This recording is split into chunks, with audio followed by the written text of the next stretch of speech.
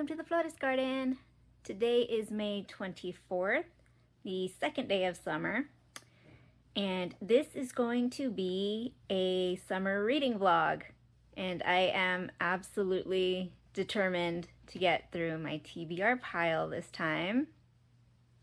I know I said that last year, but I'm going to kick my butt into gear and actually read through my books instead of borrowing some from the library. Anyways, we're going to start off with The Princess Bride, another new copy. No, I don't have a problem. And I'm already halfway through it, and I decided that this copy in particular needed a splash of color. Pink annotations. So, this is going to be a very productive summer, hopefully. Today is May 27th. Last night I finished The Princess Bride, and I added that to my book bingo chart, which I found while I was cleaning. Anyways, next on the list is She Knows All the Names, the sequel to His Face is the Sun, which I read last summer, and I really enjoyed it, so this book I was super excited to get. Today is June 1st. Late last night I finished She Knows All the Names and added it to my book bingo. So, 2 squares filled. And next I will be starting Together We Burn by Isabel Ibanez, the signed copy that I bought for my birthday. So I'm super excited to read this one. Today is June 17th. I finished Together We Burn by Isabel Ibanez and added it to my book bingo. Took over a week to read, not because it was bad or anything. I really enjoyed it. I just had other things to do. And next I am moving on to A Novel Love Story by Ashley Poston. I hope I said that right. Today is June 19th. I just finished A Novel Love Story by Ashley Poston and added it to my book bingo, a book that taught you a new lesson about life. And next I will be reading By the Book by Amanda Sellett. Today is June 22nd. I finished By the Book and added it to my book bingo, a character that is younger than me. And now I will be moving on to Nights in Rodanthe by Nicholas Sparks. Today is June 24th. I have finished reading Nights in Rodanthe and added it to my book bingo. The main character is older than me, finally. The older I get, the harder it is to find characters that are older than me. Even in A Novel Love Story, the main character was 32, and I'm at the ripe old age of 33. Anyways, I will now be moving on to Firebird by Juliet Cross. Today is June 27th. I have finished Firebird and added it to my bingo. One-word title. Next, I am moving on to Ace, What Asexuality Reveals About Desire, Society, and the Meaning of by Angela Chen. And I am excited for this one. Today is June 30th. I have just finished the book on asexuality and added it to my book bingo, and that is actually the perfect way to end Pride Month. Next, I am moving on to House of Saphir. It's a library book. So, yeah, I grabbed this from the library right before school ended. And don't worry, the librarians know I have it. Anyways, moving on to this at the beginning of July. Today is July 11th. I have finished reading The House Saphir and added it to book bingo. Since it is a library book that I borrowed from one of the schools I work at, I did read it entirely out of class. Next, I am moving on to The Savior's Champion by Jenna Moreci. Today is July 16th. I have finished reading The Savior's Champion and added it to Book Bingo, a book involving sports or athletes.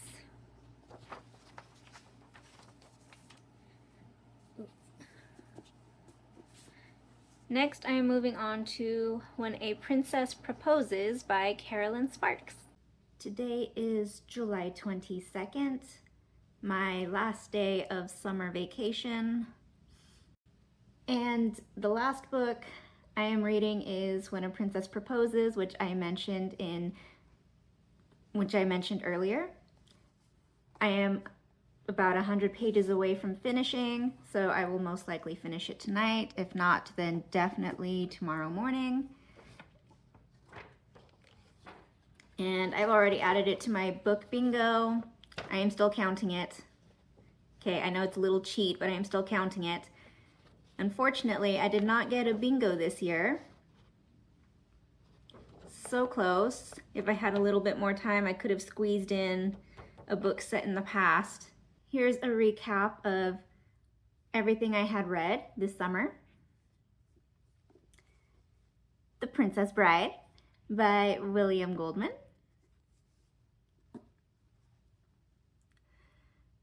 Beautiful, flaxen-haired Buttercup has fallen for Wesley, the farm boy, and when he departs to make his fortune, she vows never to love another. When she hears that his ship has been captured by the dread pirate Roberts who never leave survivors, her heart is broken, but her charms draw the attention of the relentless Prince Humperdinck, who wants a wife and will go to any lengths to have Buttercup. So starts a fairy tale like no other of fencing, fighting, torture, poison, true love, hate, revenge, giants, hunters, bad men, good men, beautifulest ladies, snakes, spiders, beasts, chases, escapes, lies, truths, passion, and miracles. She Knows All the Names by Michelle Chavez. I'm sorry, I don't know how to pronounce that name. Corpora. Fresh to the throne, the cunning new pharaoh schemes to bring unprecedented power to the kingdom of Katara. He commands absolute allegiance, leaving bloodshed in his wake as he searches for the missing princess Sitamun, and at his side, the young priestess Nefermat serves as divine counsel. Having witnessed the king's merciless act, Nef furtively plots to free the kingdom from his grip, though she knows the heavy price of treason. Meanwhile, the rebellion in Lo Katara grows, and Braytawi, a courageous farm girl, leads the resistance. Her quest is clear: infiltrate the capital and free the imprisoned rebels, including her beloved father. Yet in her desperation, Rey agrees to a plan that could destroy all she is fighting for. In the Redlands, the thief Karim grapples with the new life he's been given. Is it a blessing or a curse? He fears what lurks within him, yet he and his unlikely companion, Princess Sita, grow ever closer as they search for a lost city believed to harbor the secret that will spare Katarans from encroaching darkness. The ancient oracle that once whispered to these four strangers now speaks with an urgency as powerful as the mighty Itaru. The current of destiny is strengthening, but will it bring redemption or annihilation? So this is a sequel, and I do have notes for a video to review the first book and this one. Together We Burn by Isabel Ibanez. An ancient city plagued by dragons. 18-year-old Zarela Zalvidar is a talented flamenco dancer and daughter of the most famous Dragonador in Hispalia. People come for miles to see him fight in their arena, which will one day be hers. But disaster strikes during one celebratory show, and in the carnage, Zarela's life changes in an instant. A flamenco dancer who must become a dragon hunter to save her family legacy. When the Dragon Guild trying to wrest control of her inheritance from her, Zarela has no choice but to train to become a Dragonador. But when the most talented dragon hunter left in the land, the infuriatingly handsome Arturo Diaz de Montserrat, withholds his help, Zarela cannot take no for an answer. Without him, her world will burn. A Novel Love Story by Ashley Poston. Love is stranger than fiction. Eileen Elsie Merriweather loves to get lost in a good happily ever after, the fictional kind anyway, because at least imaginary men don't leave you at the altar. She feels safe in stories, at home in books, which might be why she's so set on going to her book club's annual retreat this year. She needs good friends, cheap wine, and grand romantic gestures, no matter what. When her car unexpectedly breaks down on the way, she finds herself stranded in a quaint town that seems like it's right out of a novel. Because it is. This place can't be real, and yet she's here in Aloriton, the town from her favorite romance series where the candy store's honey taffy is always sweet, the local bar's burgers are always a little burnt, and rain always comes in the afternoon. It feels like home. It's perfect, and perfectly frozen, trapped in the late author's last unfinished story. Elsie is sure that must be why she's here, to help bring the town to its storybook ending. Except there is a character in Aloriton whom she can't place. A grumpy bookstore owner with mint green eyes, an irritatingly sexy mouth, and impeccable taste in novels. And he does not want her finishing this book. Which is a problem, because Elsie is beginning to think the town's happily ever after just might be intertwined with her own. By the Book by Amanda Sellett. She knows how all the stories end, except her own.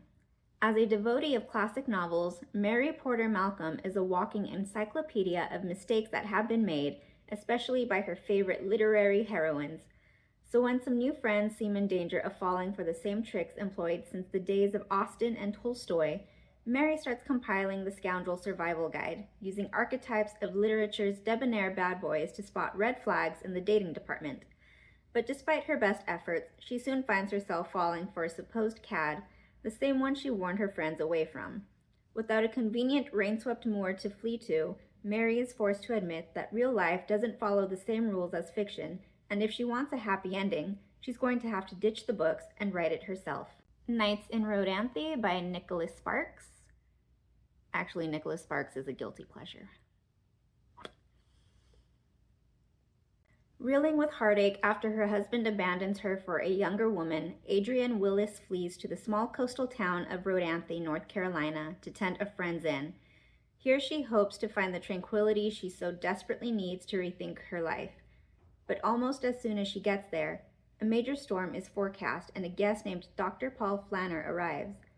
At 54, Paul has just sold his medical practice and is trying to escape his own shattered past.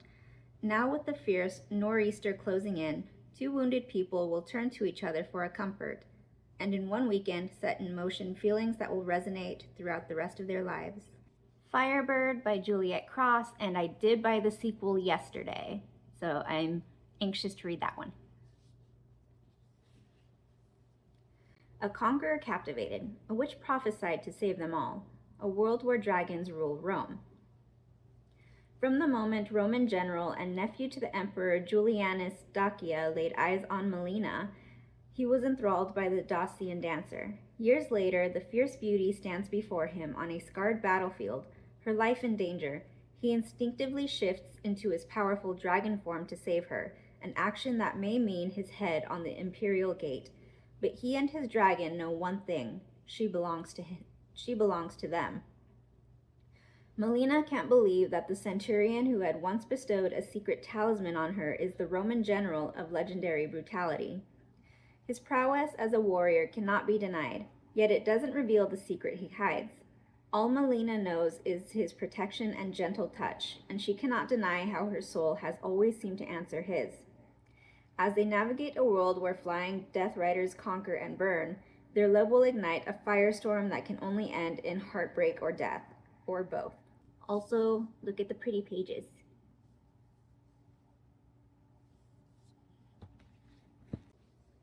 Ace, What Asexuality Reveals About Desire, Society, and the Meaning of by Angela Chen.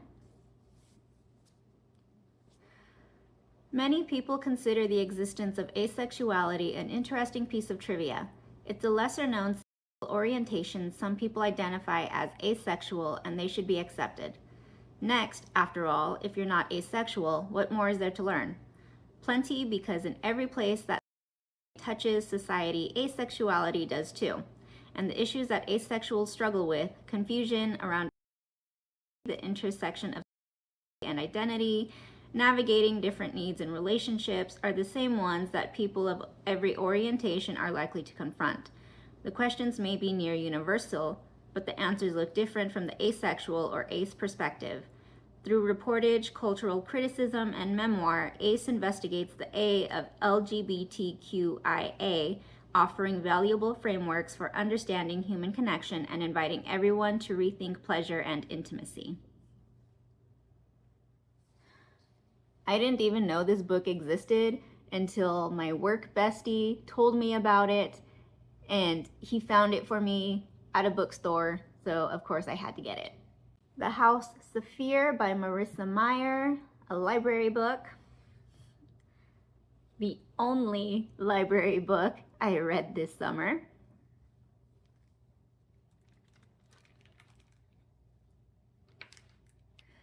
Mallory Fontaine is a fraud. Though she comes from a long line of witches, the only magic she possesses is the ability to see ghosts, which is rarely as useful as one would think. She and her sister have maintained the family business, eking out a paltry living by selling bogus spells and conducting tours of the infamous mansion where the first of the Saphir murders took place. Mallory is a self-proclaimed expert on Count Bastien Saphir, otherwise known as Monsieur Le Bleu, who brutally killed 3 of his wives more than a century ago. But she never expected to meet Bastien's great-great-grandson and heir to the Saphir estate. Armand is handsome, wealthy, and gullible, the perfect mark. When he offers Mallory a large sum of money to rid his ancestral home of Le Bleu's ghost, she can't resist. A paid vacation at Armand's country manor? It's practically a dream come true, never mind the ghosts of murdered wives and the monsters that are as common as household pests. But when murder again comes to the House Saphir, Mallory finds herself at the center of the investigation, and she is almost certain the killer is mortal. If she has any hope of cashing in on the payment she was promised, she'll have to solve the murder and banish the ghost while upholding the illusion of witchcraft. Still, all that sounds relatively easy compared to her biggest challenge, learning to trust her heart, especially when the person her heart wants the most might be a murderer himself.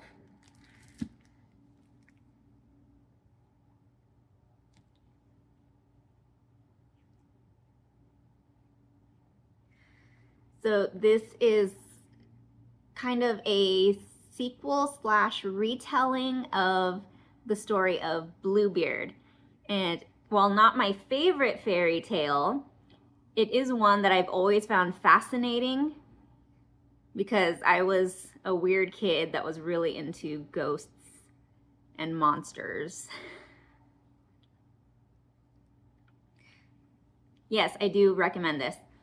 The Savior's Champion by Jenna Moreci. I've read this several times, and the reason I'm rereading it again is because I recently got the 3rd book of the series, and I will read the 2nd book soon again.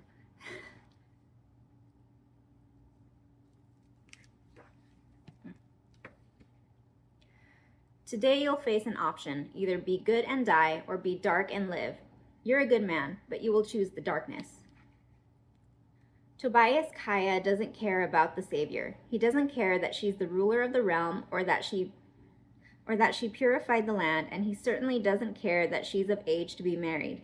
But when competing for her hand proves to be his last chance to save his family, he's forced to make the Savior his priority.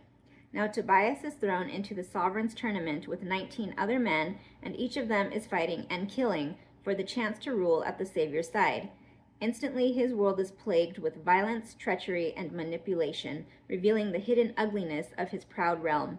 And when his circumstances seem especially dire, he stumbles into an unexpected romance, one that opens him up to unimaginable dangers and darkness. And finally, When a Princess Proposes by Carolyn Sparks, which again, I am still reading, almost finished. I will finish it today, hopefully. Desire and Deception. All Princess Eviana needs is an escape, possessed of an unfortunate and unusual embraced gift which she's been banned from using. She required no training. Now her overprotective parents want her to wed. As a result, the palace is crammed with obnoxious noblemen until Quentin, the enigmatic eagle shifter and royal spy, maneuvers several of the unsuitable suitors into revealing their most embarrassing secrets before the court. Finally, Eviana has an excuse to free herself. If only her family knew the blow that's shaken her. Golden-eyed Quentin's refusal to let her near. Heroic but low-born, Quentin's infatuation with Eviana is as inappropriate as it is unshakable. He must keep away from her, for his own sake. But after a series of suspicious deaths and the princess's narrow escape from kidnapping, Quentin knows that only together can they expose the danger stalking Earthlands embraced. On foot, in disguise, they'll need trust and quick wits to uncover the vicious conspiracy closing around them, but finding the truth might break down their own defenses as well. That is a total of 11 books read in 8 weeks, which is not bad, really. And if any of those sound interesting, I do suggest reading them. I am going to do reviews for a few of them, not the romances, unfortunately, because romances are pretty predictable and it's really not as fun. I prefer doing reviews on books where there's constant twists and things are not so predictable. Anyways, that's all I have to say for now. I will see you next time. Bye!